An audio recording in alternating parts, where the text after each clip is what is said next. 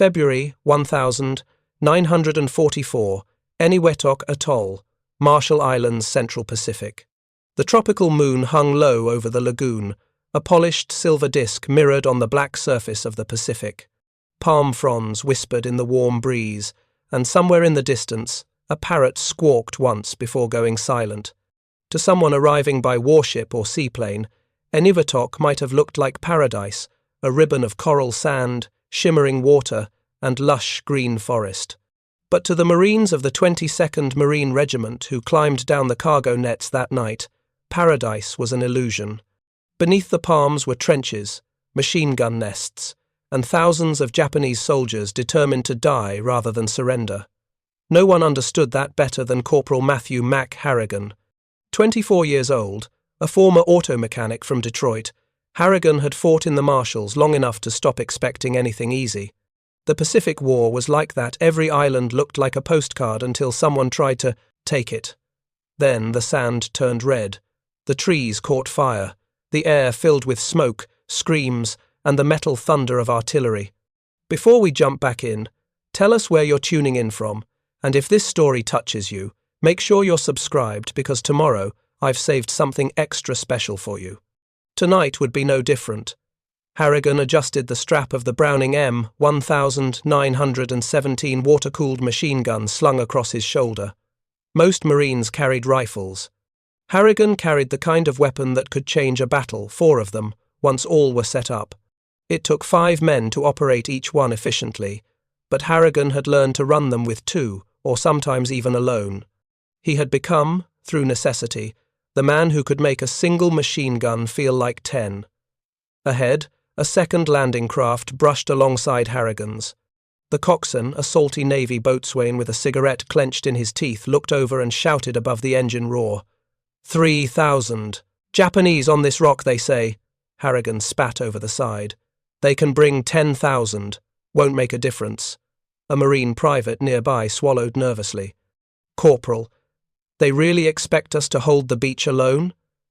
Harrigan didn't answer. He just looked out toward the dark tree line. Somewhere past that, the Japanese were waiting. Eniwetok should never have been important.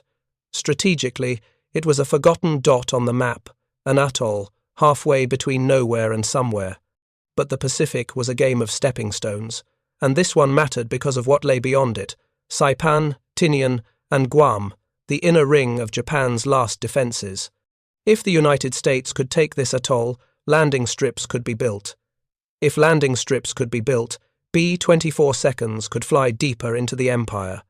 And if they got deep enough, Tokyo wouldn't be out of reach for long. That was why Admiral Nimitz wanted Eniwetok. That was why Mack Harrigan was here. The ramp of the LCVP slammed down into the surf, and immediately tracer fire hissed out of the jungle.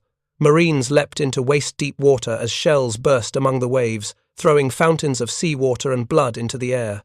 Go! Go! Move! Harrigan and his team ran as fast as the water allowed. A machine gunner's greatest weakness was weight tripods, water cans, belts of ammunition, spare barrels. It easily topped 200 pounds per gun. Harrigan reached the sand and immediately dropped to one knee, triggering commands. Tate, dig a tripod pit here.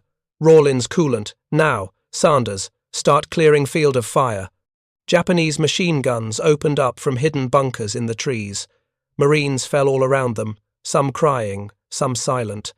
The gunfire sounded metallic, angry, relentless, as though the jungle itself was spitting bullets. They're zeroed in, shouted Tate. They've been waiting 3 days, Harrigan muttered. The first Browning went up, tripod legs sinking into the sand. Harrigan fed the belt home and worked the charging handle. Set. He peered through the sights at the dark jungle fringe. A row of muzzle flashes flickered behind an earthen wall. Harrigan fired. The Browning roared with deep, guttural power, much slower than the Japanese Nambu guns, but twice as heavy. The line of muzzle flashes disappeared in an explosion of debris and sparks. Harrigan swung the barrel left as Tate shouted, "Movement, right bunker!" Harrigan fired again. Palm leaves shredded under the impact. Someone screamed in the trees, high and panicked, then fell silent. The Japanese returned fire, and splinters flew from the log barricade protecting Harrigan's gun. A single machine gun team was not supposed to stop a battalion-sized defensive line, but the Marines on the beach had no choice.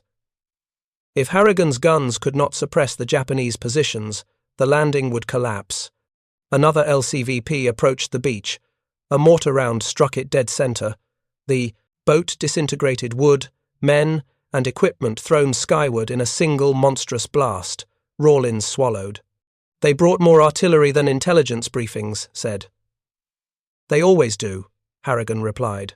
Night had fallen completely now, and red tracers carved lines across the dark sky as Japanese anti-aircraft batteries began firing at nothing, hoping to hit something.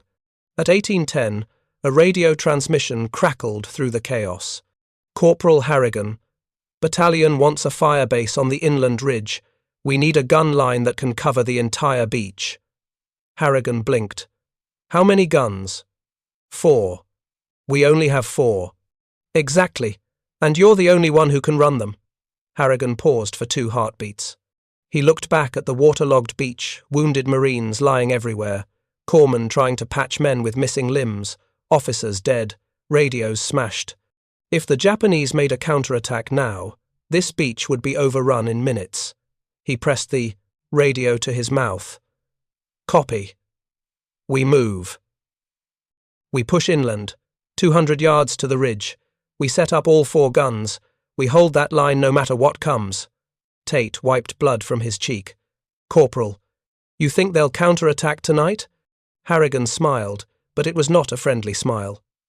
"They've got 3,000 men on this island. They'll attack before sunrise, and when they do, we'll be waiting." The ridge was barely a rise 6 feet higher than the beach, but in warfare, 6 feet is enough to change history. From the top, the entire shoreline was visible. If the Japanese banzai charge came, Harrigan's guns would scythe the open ground like a farmer clearing wheat, but only if they were in place. "Sanders, help Rawlins dig out gun pits." "Tate, clear brush. Get us some camouflage. If they spot us before we're ready, this is over." They worked by moonlight, shovels clinking against the coral-hard earth. Every few minutes, they heard distant movement, Japanese voices, boots, the metallic rattle of ammunition boxes being carried. "They're forming up," whispered Sanders. "Yes," Harrigan said. "And they think we're blind." He crawled forward and peered down slope. Hundreds of Japanese infantry were assembling behind the tree line, their officers whispering orders, swords glinting in the moonlight. Behind them, Type 92 and Type 1 machine guns were being dragged into firing positions. The enemy commander believed the landing force was pinned and broken. He was preparing to annihilate them in a single glorious charge. Harrigan finished tightening the tripod legs on machine gun 2. "Gentlemen," he whispered, "we give them hell before they ever leave the trees." At 2:47 a.m., a Japanese signal flare shot upward, a red star that illuminated the beach below. A whistle shrieked, then another, then a third. They rose as one, from dozens of positions, like a flock of crows, disturbed from their roost. Harrigan did not wait. 4 Brownings thundered in synchronized fury, their streams of red tracers slashing through the dark like burning ropes. Japanese soldiers in the trees jerked, fell, rolled, or vanished behind bursts of dirt and splintered wood. The jungle lit up with muzzle flashes as the Japanese returned fire. Bullets snapped past Harrigan's ear like angry insects. "They're trying to flank left," shouted Tate. Harrigan slewed gun 1 left and fired a 10-round burst. A row of Japanese infantry dropped instantly, their momentum broken. Rawlins yelled over the clatter of gunfire. "Corporal, we're low on ammunition." Harrigan didn't turn. "Then use fewer rounds." A mortar shell burst 10 yards behind them, showering the position with hot coral shards. Sanders screamed. His leg had been torn open. Harrigan dragged him behind a palm stump. "You're staying alive. That's an order." Sanders gritted his teeth and nodded. The Japanese assault faltered. Their officers shouted commands, swords slashing ranks into shape. A second wave rushed from the trees, 7 ranks deep. Tate's voice cracked. There have to be 300 in that wave alone. 3,000 on the island, Harrigan said, sighting down his gun. We've got a long night ahead. Gun 2's barrel began glowing red. The cooling water inside was boiling, hissing out of the steam tube. Switch barrels, Rawlins shouted. Harrigan pointed deeper into the jungle. No time. Keep firing. If the barrel melts, we change it. Gun 4 lost its tripod leg to a direct rifle hit. Harrigan ripped a broken plank from a shattered supply crate and jammed it under the leg. Good enough. Keep firing. A third wave now advanced, this one supported by light machine guns. Tracers licked up the ridge, stitching the palm trunks with glowing holes. Rawlins ducked low. They're walking fire onto our position. They have to hit us first. He fired again. By 4, the Japanese realized they were not facing a shattered, disorganized American beachhead. They were facing one machine gun line that refused to die. The Japanese battalion commander adjusted his glasses and studied the ridge. His scouts reported 4 machine guns. That was absurd. A full battalion couldn't be held by 4 guns. And yet, he had lost over 200 men in the first hour. He ordered a full encirclement assault north, south, and center simultaneously. If the Americans were pinned from 3 angles, they would be destroyed. On the ridge, Harrigan watched as shadows moved around to his flanks. Tate, swing gun 4 right. Already shifting. The Japanese charged again, screaming, Banzai! As they came, Harrigan waited until they were 50 yards away. Now! 4 guns erupted again. This time, there was no cover, no jungle, no confusion. The Japanese soldiers surged into a half-moon of open sand, and the machine guns tore through them mercilessly. Men dropped mid-stride. Sand geysered upward as bullets scoured the ground. The second assault died before it reached halfway up the slope. The Japanese fell back, leaving hundreds of bodies on the moonlit beach. Harrigan's Marines were black with gun smoke, shaking from exhaustion, but still alive. Tate exhaled hard. They're going to come again. Of course they are. Sanders whispered from the ground. Corporal, how can we still be alive? Harrigan looked at his 3 remaining Marines. We're alive because we had guns and they didn't know how many. We made 4 feel like 40. Next time we make them feel like 100. Down below, Japanese stretcher teams rushed among the wounded. Officers hurled curses, radio operators barked, into field sets. Behind them, the battalion's reserve force began moving up. Hundreds of fresh soldiers, untouched by the carnage. Tate, Harrigan said quietly, wake the others, reload every belt, replace every barrel, because the next one isn't a charge. What is it? It's the real attack. Below, Japanese engineers were setting up mortars, machine guns, and field artillery. This time, the Emperor's soldiers were not rushing blindly. They were coming to erase the ridge. And its defenders. Harrigan looked over the weapons, 4 Brownings, half out of coolant, low on ammunition, every crewman wounded, exhausted, and running on nothing but adrenaline and anger. He sat down and cleaned Gun 1's feed tray with a rag. This ridge doesn't belong to them, he said softly. Not tonight. He looked toward the jungle. They want it back. They can come take it. Then he stood, slung his web belt, checked his ammo, and prepared for the next wave. The 7th of April, 1944, 20th, Fighter Group, Briefing Room, RAF King's Cliff, England. The briefing room smelled of burned coffee, damp wool jackets, and the constant tension that seemed baked into every airbase from Iceland to Gibraltar. Captain Jack, Brickyard, Branson dropped into a folding chair near the back and crossed his arms. The room buzzed with morning chatter jokes about bad English weather, the latest rumours of new German aircraft, and complaints about the cooks ruining bacon for the 4th day running. At the front, a massive map of northern France hung on a corkboard, studded with coloured pins and tape marking airfields, rail hubs, and suspected Luftwaffe concentrations. A clock above it ticked toward 0600. Outside, engines were already being warmed up, Pratt and Whitney's rumbling like distant thunder. Jack pulled a pencil from his breast pocket and rolled it between his fingers. Today wasn't a milk run. He could feel it. Lieutenant Sam Mutt Kelly slumped into the chair beside him. "You look like hell," Jack said.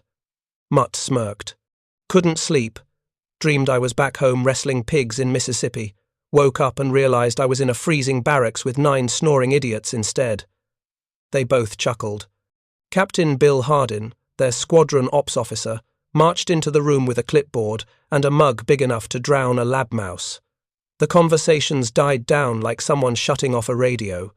"All right, ladies," Hardin said. "Listen up." He tapped a stick against the map.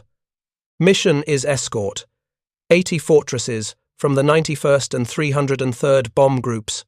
Target Schwerin airfield and assembly yards. Luftwaffe's been rotating JG-54 through there. Intel thinks they're short of fuel and pilots. Let's go make their lives shorter." A low rumble of approval rolled across the room. Hardin continued. "We're flying at 28,000 feet with 3 squadrons of coverage. Expect interception around the Rhine. Weather over France is reported clear at altitude. Broken haze below 10,000. Someone at the front groaned. Bad visibility at low altitude meant if things went south, bailing out would get ugly. Hardin's tone hardened. "One more thing.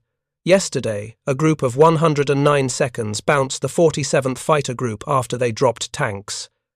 They dove into cloud cover and disappeared. We can't count on second chances. Keep your head on a swivel." Jack leaned back. "That's what this whole war felt like, second chances drying up." Hardin folded his arms. "Any questions before we finish?" From the third row, a pilot raised his hand. "What's the word on the new 109 variant? Someone said they've got a supercharger that's giving them altitude advantage again." Hardin gave a cautious shrug. "Could be true. The Krauts keep tuning that thing like a racing engine. But the Thunderbolt can take it." A murmur of agreement. And it was true, the P-47 could dive like a brick shot from a trebuchet and come out the other side without shaking apart. But even the optimists knew the Thunderbolt's weight over 8 tons loaded was a challenge in high-altitude maneuvering and climb. And that was what Jack had become obsessed with. Hardin dismissed the room. Chairs scraped. Pilots rose and shuffled to gear lockers. Mutt nudged Jack. "You didn't ask anything," he said. "What's to ask?" Jack replied. "We know our job." Mutt narrowed his eyes. "You look like you're chewing on something."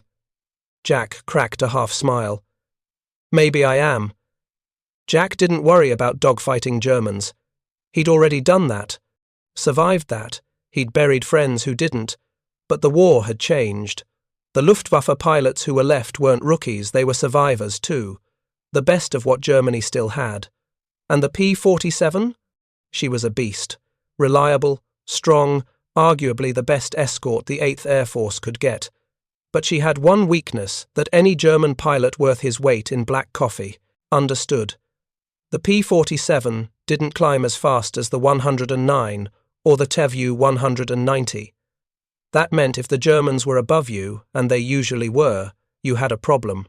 The textbooks said a Thunderbolt climbed at around 2,500 feet per minute under ideal conditions. The 109G could do over 3,200. That gap could kill you. But Jack had learned something. Learned it accidentally. And learned it on a day when the sky over France looked like every shade of the devil's own mood. It had been the 15th of March, 1944. First Lieutenant Ray Rodriguez went down that day. Ray had been Jack's wingman since training. They'd flown together so long they could finish each other's sentences on the radio. But on the 15th, things had gone sideways in seconds. Their group had run into a pack of 190 seconds above the Loire. The Germans had the height advantage, swooping out of the sun with cannon bursts that rattled every airframe. Ray had pushed the throttle to the firewall and tried to climb. Jack had gone with him. But the 190, behind Ray, was closing too fast. Jack remembered screaming into the microphone, "Brake! Brake! Hard left!" Ray didn't have the time. A burst walked across his right wing. Smoke boiled out. His thunderbolt rolled inverted, losing altitude fast. Jack had rolled to follow, but a second 190 dove on him. Tracers curved past the canopy like glowing algebra. Jack hauled the stick, diving into cloud. And that's when it happened. Pure accident. In the chaos, Jack slapped the controls everything at once. Throttle, turbo lever, prop pitch, mixture and the J-47 engine surged like a kicked beast. He rocketed upward. Not a normal climb, not the steady lumbering rise thunderbolts were known for. He shot up like a German climbing rocket plane, climbed so hard the G-forces punched the lenses out of his flight goggles, burst out of the cloud top at 25,000 feet, alone, alive. The Germans had overshot and didn't know where he was. He made it home. Ray didn't. Jack spent 3 nights, reviewing everything in his logbook, memory, and every maintenance manual in the squadron library. Why had that climb been so successful? Eventually, he found it. Not spelled out, not clearly, but hinted at. A series of footnotes, test reports, fragments from engineering memos that pilots never saw. The Pratt & Whitney R2800 could handle power settings above the manual limits if done in a very specific sequence. A sequence that gave short bursts of insane horsepower without melting the engine or blowing cylinders through the cowl. A trick. A trick every manual warned pilots not to do. Too dangerous, too easy to get wrong, too hard on the machinery. But if done right, the Thunderbolt's climb rate went from 2,500 FPM to nearly 5,500 for half a minute, long enough to get above the Germans, long enough to reverse an ambush, long enough to save your life. But nobody was teaching it, nobody was even talking about it. Jack decided to change that. Back in the present, Jack left the briefing room and walked across the hardstand. The rising sun lit the mist around the airbase gold. A dozen Thunderbolts sat in the open, camouflaged skin shining faintly. Ground crews worked under dripping wings. Jack jogged to a maintenance bench near the dispersal huts. There, leaning against a sandbag wall, sat Flight Chief Will Sparks Casey, smoking and reading a newspaper from 2 weeks ago. Sparks was built like a mechanic's toolbox, square, solid, and full of harsh wisdom. Without looking up, Sparks said, "You want something?" Jack froze mid-step. "How'd you know?" Sparks flicked ash off his cigarette. "Because every time a pilot walks over here before 0700, he either wants one of 3 things, more coffee, a new part, or a favor that could get someone court-martialed." Jack leaned on the rail. "Maybe the third one. Preparing and narrating this story took us a lot of time, so if you are enjoying it, like this video, it means a lot to us. Now, back to the story." Sparks sighed and put the paper down. "All right, Captain. What's the madness today?" Jack spoke quietly. "I need to talk about engine settings. Boost pressure, in particular." That got Sparks' attention. "Boost pressure," he said slowly, "is how pilots end up sending connecting rods through the hangar roof. This is different." Sparks folded his arms. "I'm listening." Jack described the incident. The panic, the random motion of hands, the impossible climb, the post-flight research, the fragmentary test notes buried in maintenance manuals. Sparks didn't interrupt. When Jack finished, Sparks stared into space for several seconds. Finally, "You know why they don't teach pilots that sequence? Liability? Hell no, because 90% of combat pilots would skip the learning part and just yank everything at once. Then I'd be sweeping superheated engine pieces into a bucket." Jack shrugged. "But it works." Sparks let out a long, gravelly sigh. "It works because that engine is a monster. The R2800 was built with wide tolerances, tough valves, deep cylinder walls. The turbo supercharger can take more than the manual allows. But," he jabbed a finger in Jack's chest, "you screw up the order, and the wastegate jams or the temp spikes, and the whole thing becomes a flying barbecue." Jack nodded. "Which is why I want to learn how to do it properly." Sparks hesitated, then shook his head in disbelief. "You're serious." "Dead serious." Another long pause.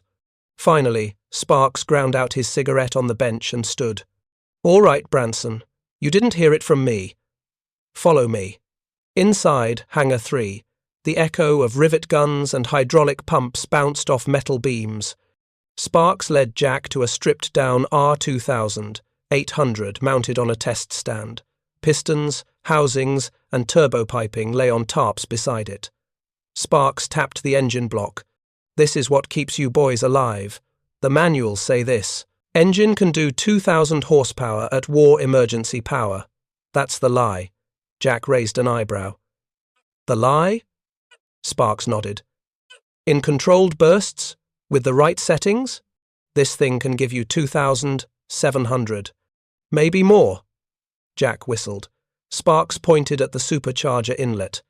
"The trick is balancing three things: manifold pressure, fuel mixture, and throttle in that exact order. Do it wrong, and the combustion chamber's temperature spike like they're trying to cook themselves." He showed Jack the proper progression. 1. Mixture to full, rich 2. Prop pitch tight 3. Turbo lever up slowly 4. Throttle following a half-second behind 5. Don't exceed specific manifold redline for more than 30-40 seconds. "Do that," Sparks said, "and the engine will climb like it's been kissed by lightning."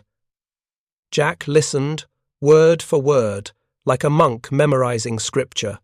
"And," Sparks added, "if you ever tell Hardin I showed you this, I'll personally replace your oxygen mask with a sock."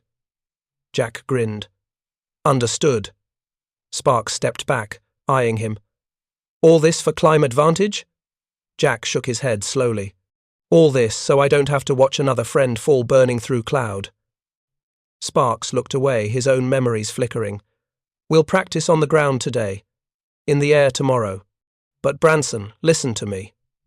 Jack straightened. "You get addicted to this? You start thinking you're invincible?" Sparks tapped the engine block again. "This thing will kill you faster than the Germans." Jack nodded once. "I'll respect it." The morning sortie went by the book. Rendezvous with the fortresses. High escort. No German fighters visible. The flak near Beauvais was heavy enough to make even hardened bomber crews swear like card dealers, but the group returned with minimal damage. Not every bomber formation was so lucky, but the 20th got home clean. As Jack touched down, he kept thinking about Sparks's words. "We'll practice tomorrow." By afternoon, word had spread. Not wide, not openly, but among the handful of pilots Jack trusted. The ones who flew aggressively but smart. The ones who didn't panic under pressure. The ones who could handle precision. In the ready hut, Mutt slid into the chair across from Jack. "Is it true?" Jack raised an eyebrow. "What?" "That you found a way to make the jug climb like a rocket plane." Jack glanced around. The hut was mostly empty, but not empty enough. He dropped his voice. "It's not magic, it's technique, and dangerous if you get sloppy." Mutt leaned forward. "Can you show me?" Jack hesitated.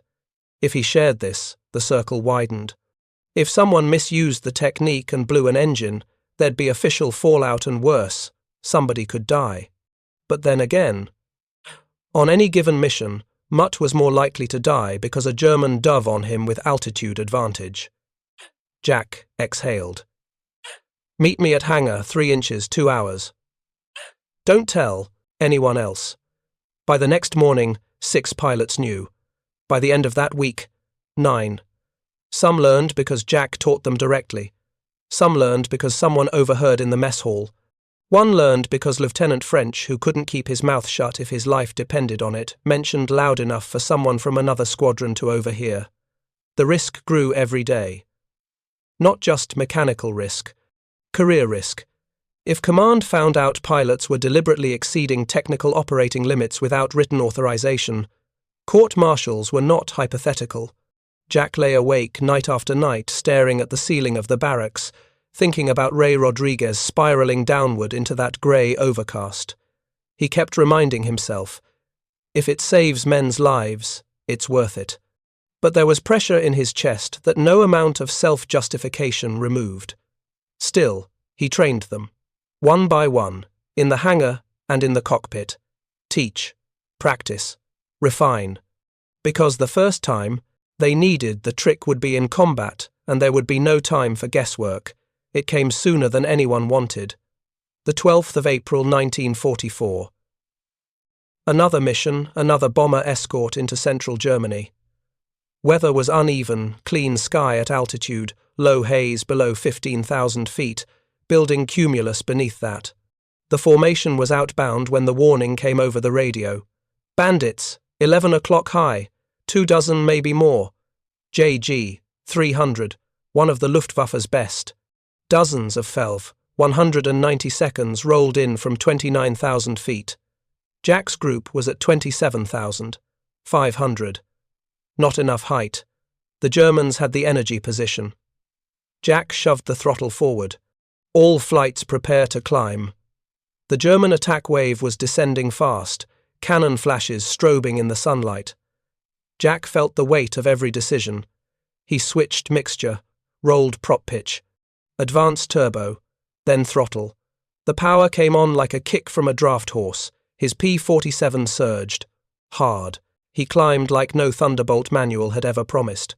5 other aircraft followed his exact motion pilots he'd trained personally. The Germans dove expecting easy kills. Instead, they overshot into a wall of 50 caliber fire. 2 190 seconds went down instantly, 1 burning, 1 disintegrating into fragments. The Germans broke in shock, scattering. And for the first time in the war, Jack saw surprise. On their side, they had come expecting thunderbolts struggling uphill under their weight. Instead, they had met a vertical wall of American firepower climbing faster than physics had ever taught them to expect. Jack rolled inverted and went after the nearest 190. As he squeezed the trigger, he realized something. The secret was out now, not publicly, not in a briefing room, but in combat where it mattered. The trick worked. And it would change the next hours of that fight. Change the war for every man who learned it. But not everyone would approve. And word would travel. The 12th of April, 1944, over central Germany. For 10 minutes, the sky above the bomber stream turned into a shifting cage of contrails, impacts, and engines screaming beyond safety limits. Jack Branson barely noticed the sound anymore. Combat air seemed to mute everything except the enemy in your gun sight. He was climbing again, near the top of his burst window. The P-47's engine temperature needles were kissing the red, but the power was still there, still roaring, because he followed the sequence exactly. Below, the bomber boxes pushed on tight, disciplined formations of flying fortresses trailing their own contrails like massive white signatures across the sky. German flak peppered them from the ground, but the Luftwaffe had made a critical decision today. They would kill the escorts first. Jack saw it happening all over the sector. A dozen 190 dove through friendly formations, trying to strip away the thunderbolts that guarded the bomber wings. The logic was brutal and simple: remove the fighters, and the fortresses would be slaughtered at leisure. Not today. Not if the illegal climb trick worked as meant. Jack snapped the radio switch. Blue flight, hammerheads and stay high. Keep them from reforming. Red flight, cover the forts. Don't leave them exposed. He didn't need to explain further. Combat communication was telepathy by necessity. The pilots were already spiraling up, turning defense into offense in seconds. The Germans, momentarily confused by the sudden vertical assault, tried to break away and regroup. Jack was already picking a target, an FTU 190 with a yellow cowling, perhaps a Staffel leader. The German was banking, trying to loop around for another pass. Jack hauled back, nose up, timing his burst window. The Thunderbolt shouldn't have been able to follow a clean vertical pursuit, not with a 190 inches climbing flight near stall speed. But today wasn't about the manual. Today, it was about the trick. Jack gained altitude faster than the German pilot could possibly expect. The Focke-Wulf pilot hesitated. Just a flicker, just a heartbeat, but long enough. Jack fired a short burst. The 50 seconds stitched across the 190's canopy and cowling, the German fighter nosed over sharply, smoke erupting from the engine. The pilot jettisoned the canopy and bailed out a second later, parachute deploying in a flutter of white against blue sky. Jack pulled back to level flight and backed off the throttle, cooling the R-2800 carefully. His burst window was spent. If he rushed another spike, the engine would cook itself from the inside out. Even with the throttle eased off, the Thunderbolt seemed almost to sigh in relief. Below, chaos continued. One German pilot didn't make it out. 2 others dove away, chased by blue-nosed P-47 seconds, pretty enough to paint on a poster. After another 3 minutes, the fight changed tone. It was unmistakable. The Germans were breaking off. Jack could feel the momentum shift, not slowly, not gradually, but decisively, like a physical snap in the air. The initial German attack had expected a Thunderbolt wall that was heavy, slower to climb, and dependent on dive and special positioning. Instead, they got a wall of fighters that could meet them vertically. That changed everything. The Luftwaffe pilots turned east, dropping altitude to escape, and Jack let them go. Chasing deep into Germany was a great way to get shot down alone and forgotten. He keyed the radio again. Blue leader to all flight status check. Responses echoed in. Blue 2. Green. 1 claim, no damage. Blue 4, Winchester, but fine, staying with the forts. Red, 5 engine hit, but holding pressure. Returning with escorts. Yellow flight still overhead, fuel okay. Then, Red 7. No response. A cold knot formed in Jack's stomach. Red 7 was Lieutenant Paul Dix, 22 years old, fresh from stateside 6 weeks ago. Jack had given him his first combat lecture just days earlier. If your first instinct is panic, fight it. Panic kills more pilots than 20mm cannons. Silence. Jack throttled toward the last known heading. A minute later, he saw it, a Thunderbolt diving slowly, smoke trailing from the right bank of cylinders. The aircraft was maintaining partial control, but not by much. The canopy was still on. Jack exhaled. Red 7 Branson. Do you hear me? Static. Then a thin, rattled voice. Red 7, yeah. I'm here. Jack closed formation. The P-47's engine stuttered every couple seconds, coughing like a dying bulldozer. Oil pressure. Dropping. Temperature pegged. I think a 190 put a cannon round through cylinder 3. If the engine seizes, bail out, Jack said. Don't wait too long. Paul swallowed hard. Would rather ride her down if I can. Jack understood the sentiment. No fighter pilot wanted to abandon his machine unless he had no choice. But the difference between choices and consequences could vanish in a second. Paul added, Branson, what you did up there. The climb. I saw it. I thought I was losing my mind. Jack kept his voice neutral. Just good luck and a strong tailwind. Paul huffed a weak laugh. Right. The fight was over. The rest of the escort group was forming back around the bomber stream. They had survived another mission, and the fortresses were still intact. Jack set his jaw. Another day alive. Another day the Luftwaffe failed to bury them. He stayed with Paul until they crossed the channel where rescue boats waited in case the engine finally quit.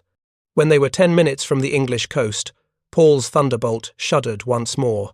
Then the engine froze solid. The prop stopped like a knife in still air. Paul bailed out cleanly. His chute blossomed, and the damaged Thunderbolt spiraled downward into the waves, nose first. Jack watched it splash, then turned for King's Cliff. He had lived through the biggest engagement of the war so far. He had proven the climb trick worked in real combat, but the cost was coming. Someone would notice. Someone always did. Hardin's office was cramped 2 filing cabinets, a window, and a metal desk covered in operations reports and fuel consumption charts. Hardin sat behind it, arms folded. Major Roderick Clayton, the group executive officer, stood beside him. Clayton was a tall man with stiff posture and eyes that saw everything right the first time. He rarely wasted words. Jack snapped a perfect salute.